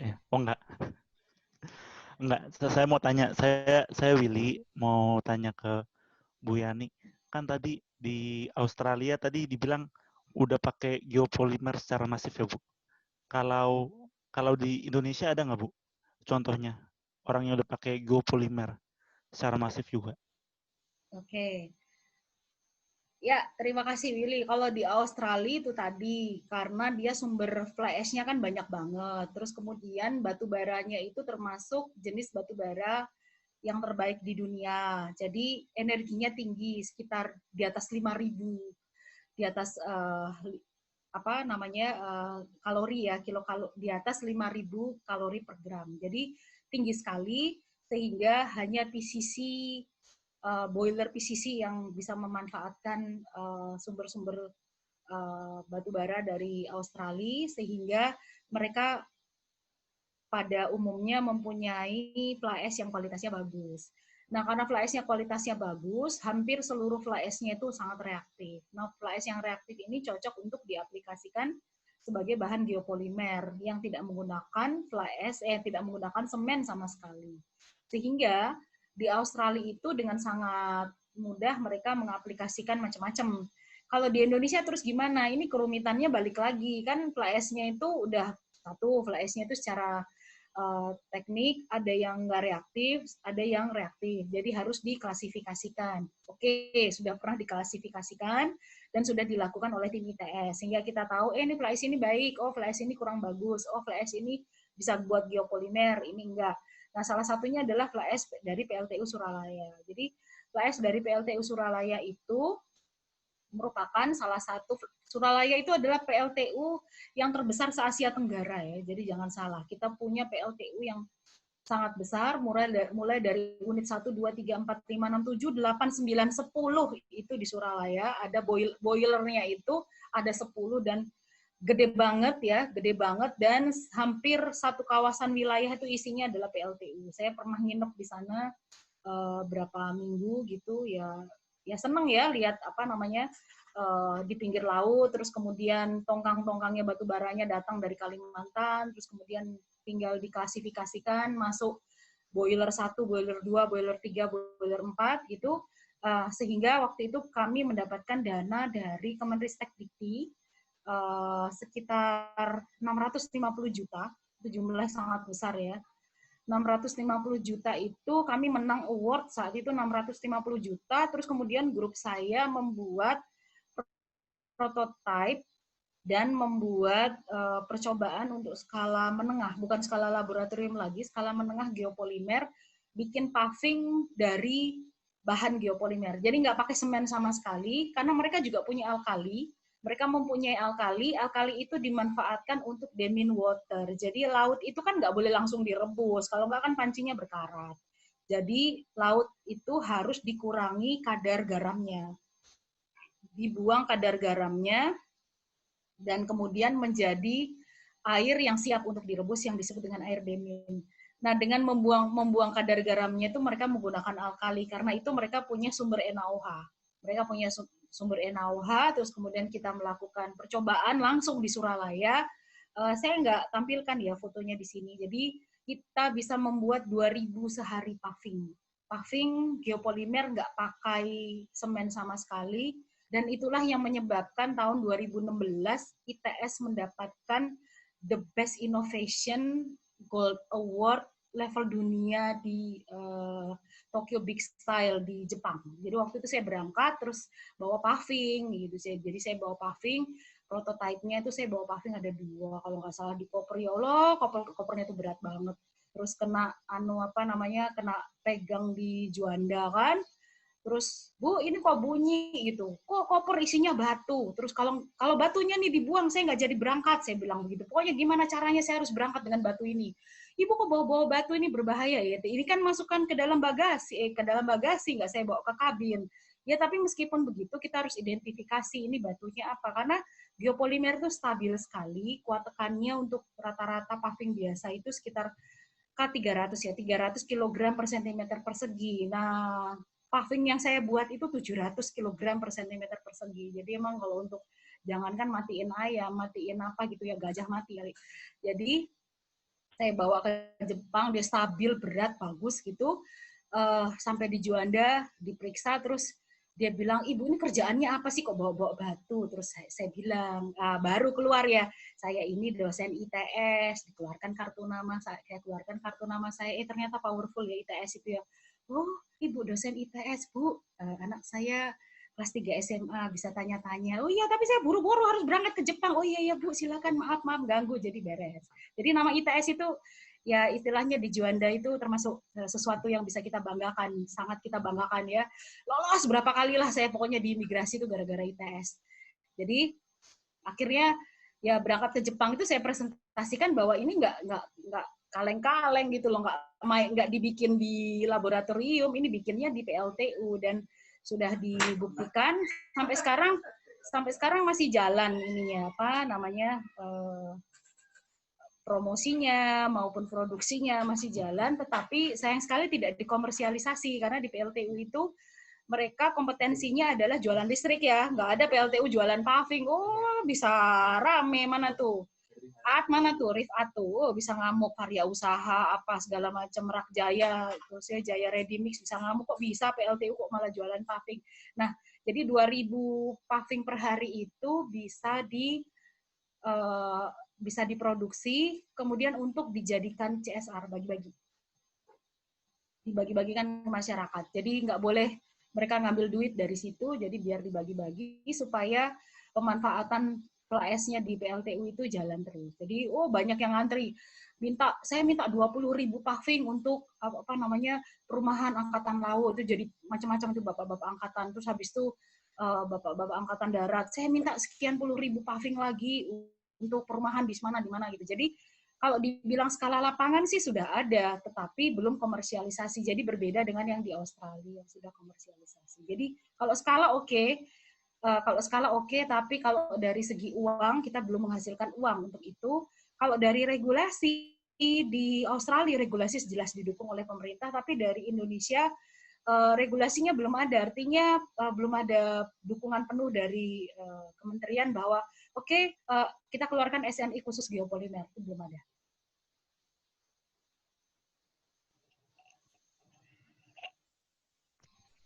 Baik, terima kasih Bu. Baik, dari dulu sudah cukup ya. Mungkin lanjut ke pertanyaan selanjutnya. Apakah ada yang masih ingin bertanya? Saya Bu. Ya, silakan. Jadi gini Bu, buat yang tadi terkait fly ash Bu. Ini koreksi kalau saya salah dulu ya Bu. Saya mau mastiin. Yang pertama tadi katanya itu di Indonesia itu buat penggunaan fly ash-nya itu rata-rata masih yang 20% ya Bu ya? Ya. Di bawah 10% kali. Di bawah 10%. Oke Bu. Jadi saya terkait dengan Dister kemarin juga, jadi saya tuh kemarin tuh nemu Bu, di Indonesia tuh ada asosiasi gitu yang buat melabeli suatu produk itu dikatakan green, karena fly ash ini termasuk inovasi dalam beton hijau ya Bu ya. Itu sebenarnya kalau di Indonesia, ini pertanyaan pertama saya tuh, kalau di Indonesia itu apakah hanya dengan beton yang dicampur fly ash di bawah 10% itu termasuk bisa dapat labeli green Bu? Itu yang pertama. Terus yang kedua, kalau di internasional yang buat fly ash ini rata-rata dapat dilabeli sebuah label green gitu Bu. Itu berapa persen kira-kira Bu? Soalnya kalau yang saya temui itu ada namanya Green Product Council Indonesia, itu asosiasi gitu buat produk green gitu Bu. Mungkin bisa jelaskan gitu Bu. Makasih ya Bu. Oke. Asosiasinya itu namanya GBC ya, Green Building Council ya. Green Building Council itu dia memberikan raport. Jadi seperti semacam rankingan atau semacam poin. Jadi poin bahwa building ini sudah dibangun dengan menggunakan satu, materialnya ramah lingkungan sehingga mengurangi CO2 sekian persen. Kedua, teknologinya sangat praktis sehingga mengurangi penggunaan air, tidak hanya CO2 ya, tapi juga pengurangan air, terus paling sedikit limbahnya, itu juga dapat poin lagi. Terus belum lagi, ternyata beton itu di bagian atasnya ada hidroponik sistem agrobisnis yang ternyata dengan sel solar, terus kemudian sistem pencahayaan matahari yang bagus, kemudian infrared, menyebabkan sayur-sayurnya itu dimanfaatkan untuk kantin di dalam building itu. Jadi pernah saya itu nemukan di Jepang, semua sistemnya, airnya, udara, cahaya itu dimanfaatkan sehingga bahkan restoran di dalam gedung tersebut nggak perlu beli sayur di luar karena sayurnya tinggal metik di atap bangunan gitu. Nah, ini menyebabkan di negara maju orang-orang berlomba-lomba untuk get the carbon credit, namanya carbon credit. Jadi sesuai dengan Kyoto Protocol, jadi semacam kesepahaman di antara seluruh pemimpin di dunia yang ditandatangani di Kyoto, disebutkan bahwa kita harus mengurangi emisi CO2 dari sisi potensi mana. Kalau Indonesia, kamu jangan bakar-bakar hutan gitu loh. Indonesia misalnya. Jadi kita belum dalam level, kamu gimana ini mobilnya dikurangi dong belum level itu, baru level primitif. Jangan bakar hutan. Hutan kamu itu yang kalau seluruh dunia itu diharapkan menjadi sumber O2 gitu, yang menyerap CO2. Jadi semacam itu yang disebut dalam Kyoto Protocol. Nah, sehingga Green Building Council itu di Indonesia berusaha mengadopsi itu supaya memberikan semacam reward kepada infrastruktur yang ada di Indonesia, supaya mereka mempunyai kebanggaan bahwa mulai dari sistem perencanaan sampai sistem pelaksanaan itu semuanya dalam kondisi yang green, termasuk materialnya ini tadi. Nah, sebetulnya fly ash itu sangat green kalau dia bisa dimasukkan ke dalam pengurangan semen sampai, yang saya lakukan sih sampai bisa 80%. Jadi semennya bisa cuma 20% aja makainya gitu loh. Jadi sudah ada teknologinya, kan ada teknologi semen replacement. Jadi cuma 20% atau 10%, ya kan? Kemudian high volume fly ash itu bisa sampai 50% kita membuang semen. Kemudian very high volume fly ash, kita buang lebih dari 50%, 60, 70, bahkan 80. Atau teknologi geopolimer di Indonesia itu ya 100% tidak menggunakan semen. Ini harusnya karbon kreditnya kan gede banget. Tetapi sayang sekali tidak semua orang bisa mendapatkan license untuk fly ash-nya. Jadi regulasinya aja ini yang masih ganjel. Jadi kalau misalnya fly ash itu dibuang, dikeluarkan dari kategori limbah B3, wah bisa green banget. Karena kan ready mix kan kita banyak. Infrastruktur, wis itu berapa triliun itu. Bangun jalan tol. Padahal itu kalau bisa dimanfaatkan, fly ash-nya itu kan ya sudah green sekali ya. Lagian dia durability kan juga bagus, karena negara Indonesia adalah negara kepulauan. Oke, let me tell you another funny story. Jadi saya waktu tahun 2016 itu saya dinyatakan menang sebagai salah satu inovator terbaik dunia di bidang green material, menghasilkan paving yang kuat itu. Akhirnya saya cerita ke kalian, saya buang diam-diam di Tokyo Big Site. Kita tahu buang sampah itu kan ini banget ya, melanggar peraturan sekali. Tapi saya nggak kuat lah bawa lagi batu itu pulang ke Surabaya kan, jadi saya buang di sekitar taman-taman dekatnya Tokyo Big Site itu, tempatnya Invention Hall itu, jadi saya buang di situ, saya taruh rapi-rapi pelan-pelan. Nah, itu kemudian tersebar di antara teman-teman di Jepang, termasuk Japan Coal batubara ya, jadi batubara Jepang, Japan Coal Energy Center, itu ngundang saya untuk datang ke kantornya untuk presentasi sebaik apa sih Indonesia dalam riset geopolimer.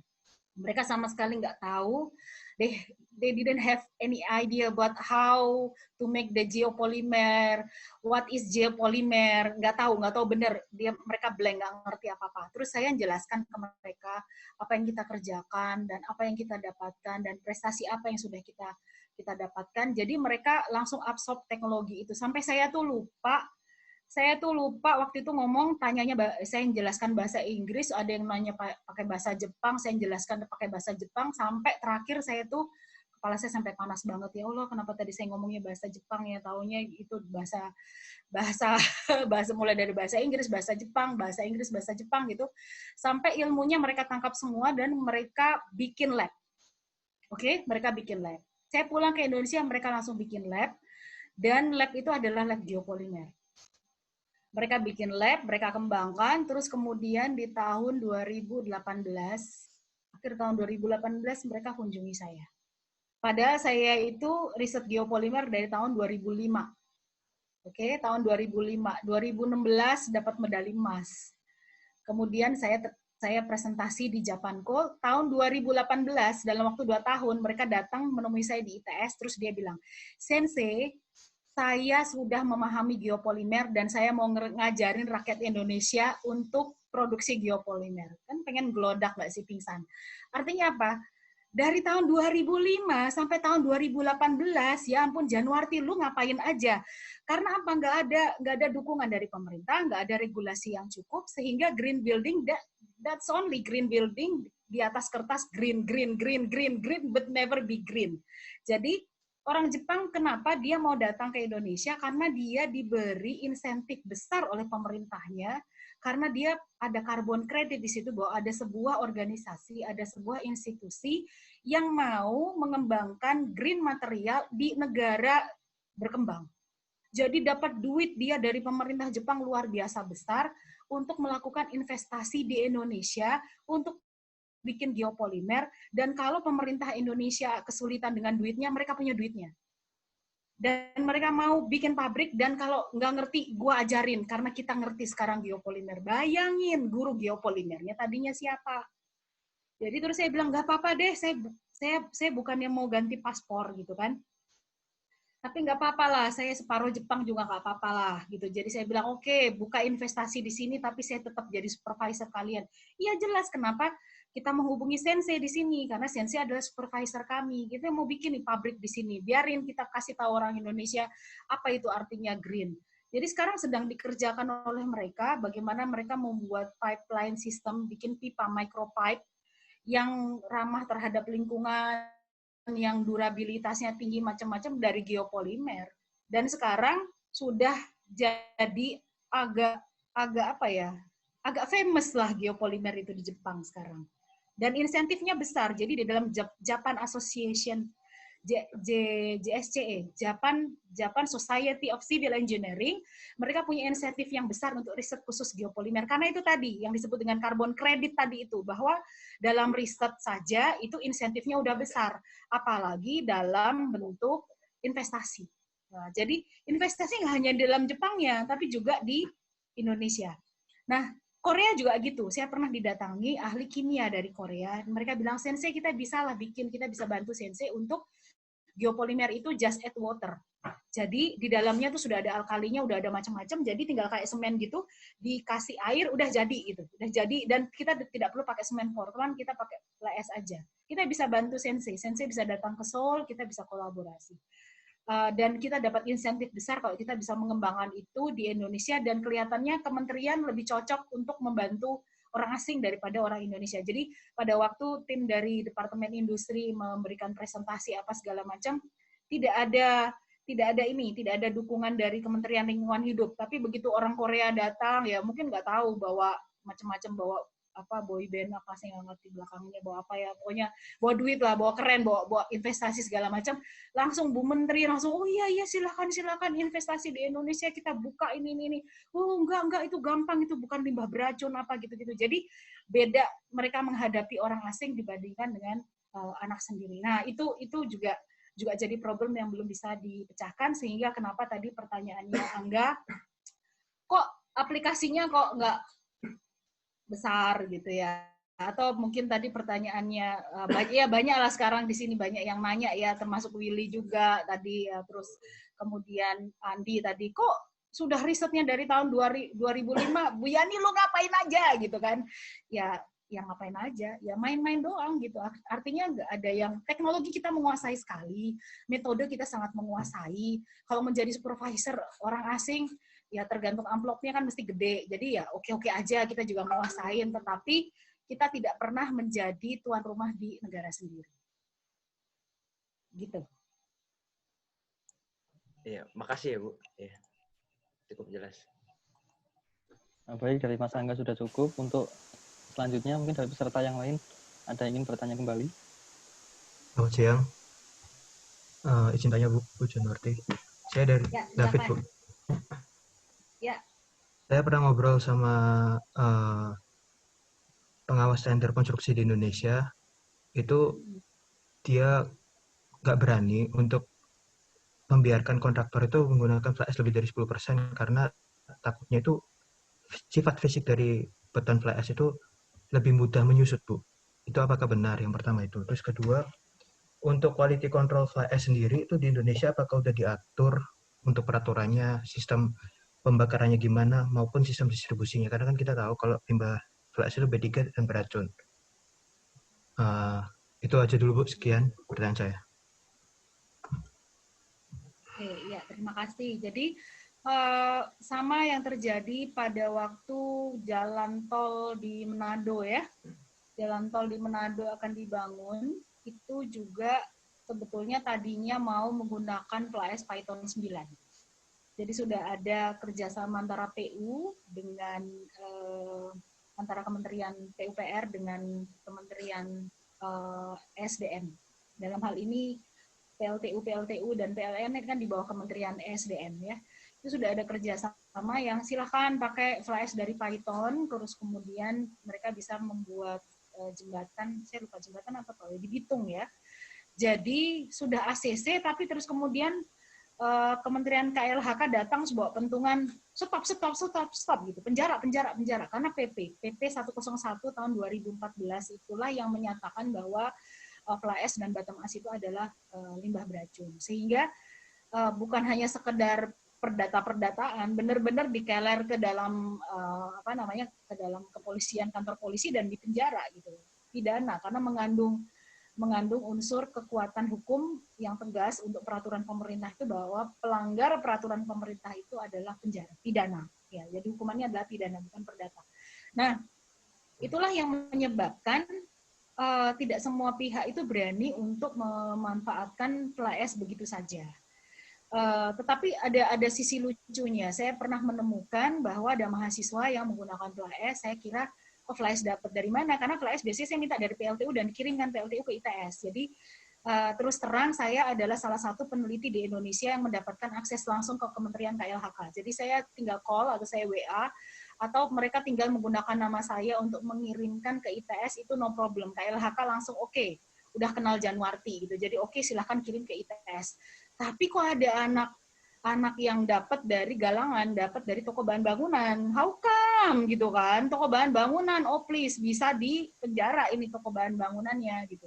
Loh, kamu kok bisa dapat ini kelas dari mana? Kelas Python, Bu. Kelas apa? Kelas F apa kelas C nih? Nggak tahu, Bu. Katanya sih F katanya gitu.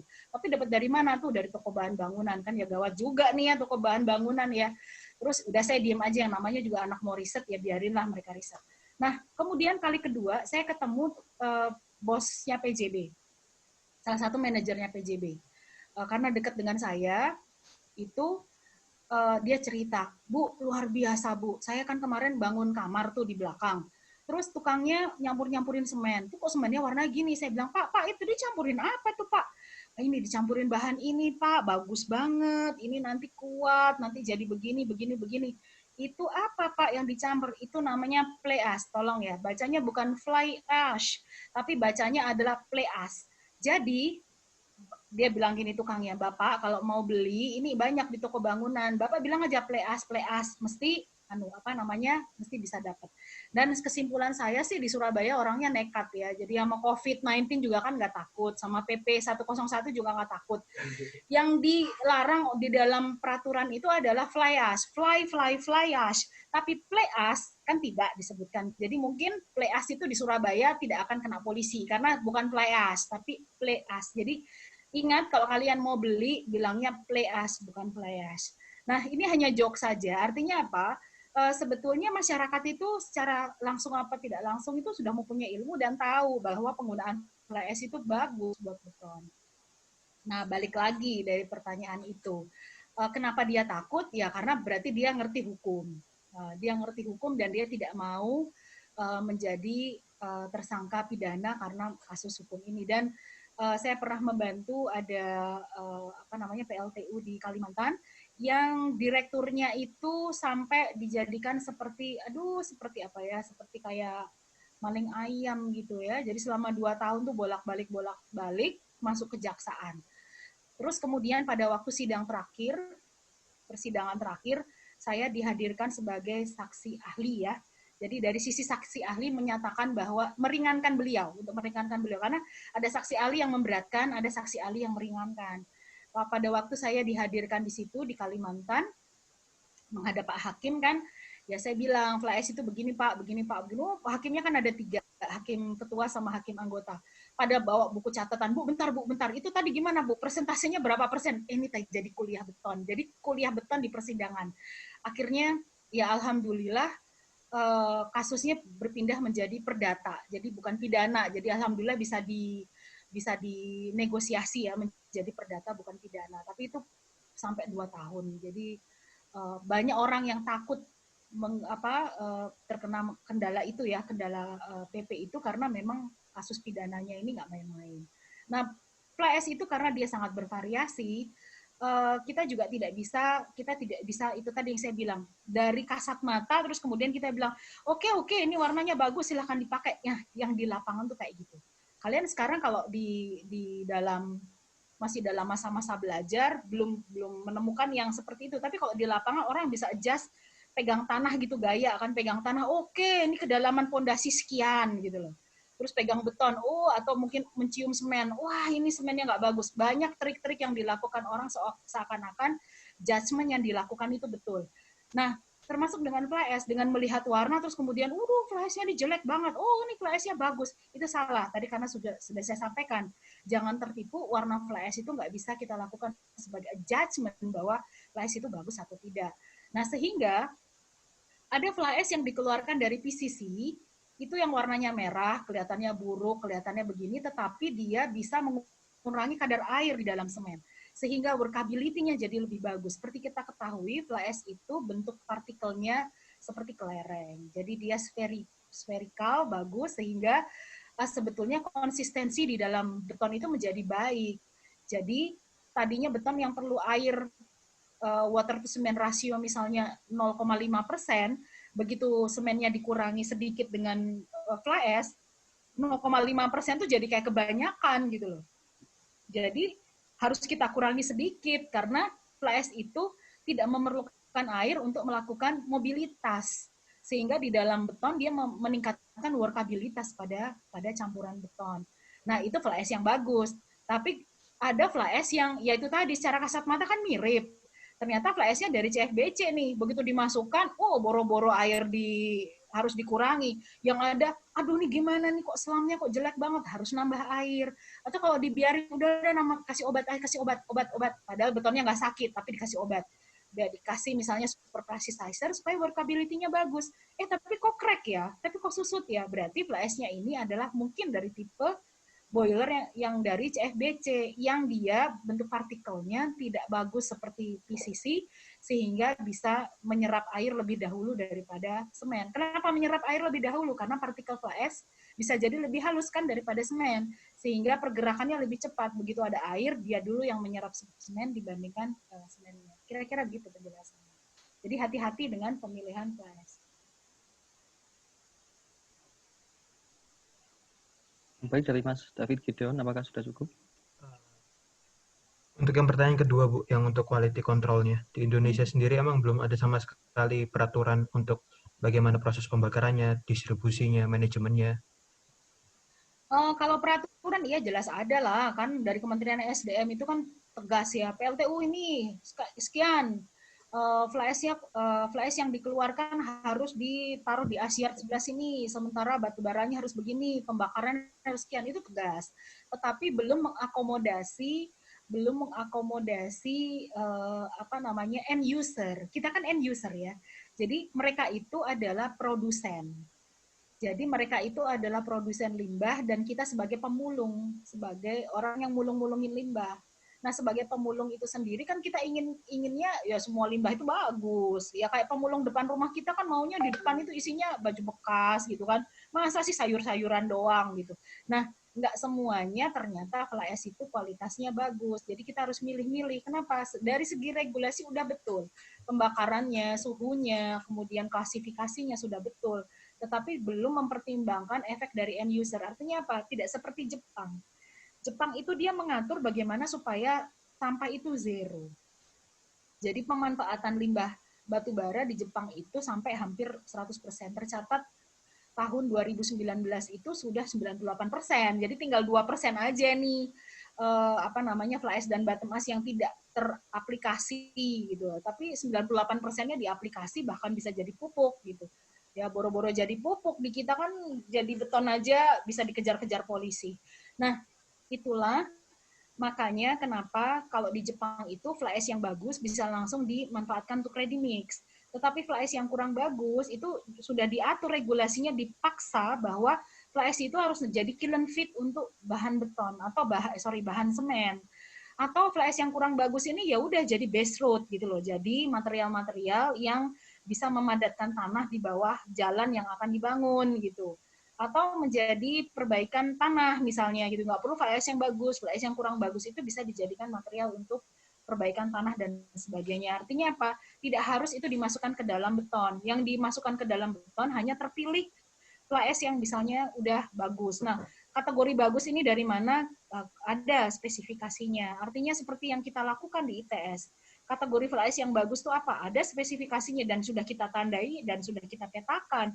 No problem. Artinya ITS itu di dalam grup riset kami itu sudah jadi pusat rujukan studi fly ash se-Indonesia. Artinya kalau ada orang dari PLT datang, Bu Yani ini diapakan, kita bisa memberikan solusi dengan kita melakukan trace. Batu baranya dari mana, boilernya berapa, terus kemudian kapasitas PLTU-nya berapa, terus ini ditaruh di Asyard, apa ditaruh di dalam tempat tersendiri. Nah, itu kita bisa melakukan klasifikasi, kita bisa membantu. Tetapi standar nasionalnya belum ada. Gitu. Jadi siapa yang harus melakukan standar nasional? Ya negara. Terus kalau seorang Januarti melakukan standar nasional kayaknya saya lompat aja ya, saya keluar jadi dosen ITS, saya pindah ke Kementerian PU gitu ya. Ya, jadi bukan dari kompetensi kita sebagai akademisi untuk melakukan standarisasi. Seharusnya willingness dari pemerintah lah yang harus melakukan standarisasi, menyelesaikan kerumitan limbah yang ada di Indonesia. Jadi di Jepang aja limbah-limbah rumah tangga kan sudah jadi semen kan, mereka rubah jadi semen. Jadi semen limbah itu dijual. Jadi kayak kita Bu Risma tuh jual gitu, jual limbah kota ke Semen Gresik gitu. Jadi sogeh gitu. Wali kotanya kaya banget karena limbahnya itu sampai dikoret-koreti sama semen Gresik lah istilahnya gitu. Kalau di Jepang tuh namanya Eko Taiheo.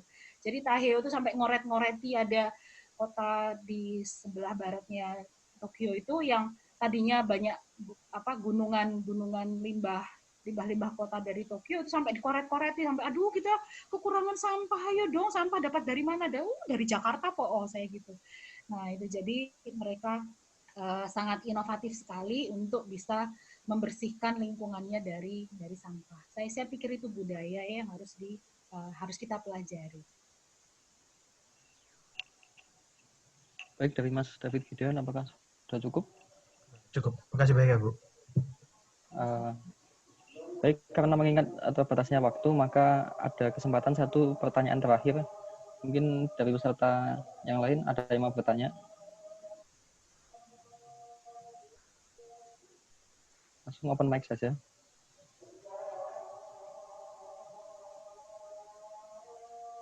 Dia apa pembahasannya terlalu maskulin ya, jadi mas-mas tok ini yang nanya, mbak-mbaknya mana, tak tunjuk loh, nanti tak suruh nanya loh.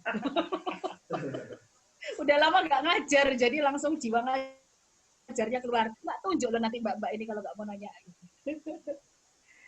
Oke. Ya mungkin peserta yang cewek atau yang terserah bebas. Ini loh, depan saya ada Ferdi, ada Zikri. Rifat nggak pengen nanya ta? Ini loh, loro loh koncomu nduk kene. Belum. Ferdi, Zikri loh koncomu nduk kene loh, di depan saya ini.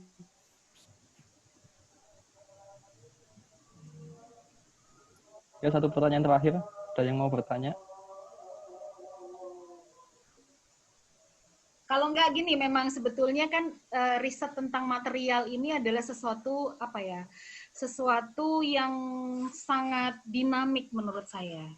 Nggak boseni, karena materialnya terus baru dan kemudian tantangan dan inovasinya terus banyak gitu ya. Ya bisa jadi di kemudian hari kita bisa, itu tadi yang saya bilang, ada dong jembatan yang kita pengen ngecas, ya kita nempelin HP gitu ya di situ gitu, misalnya seperti itu sangat sangat memungkinkan kita melakukan sesuatu inovasi dari ide-ide gila yang mungkin ada, yang tapi bisa kita realisasikan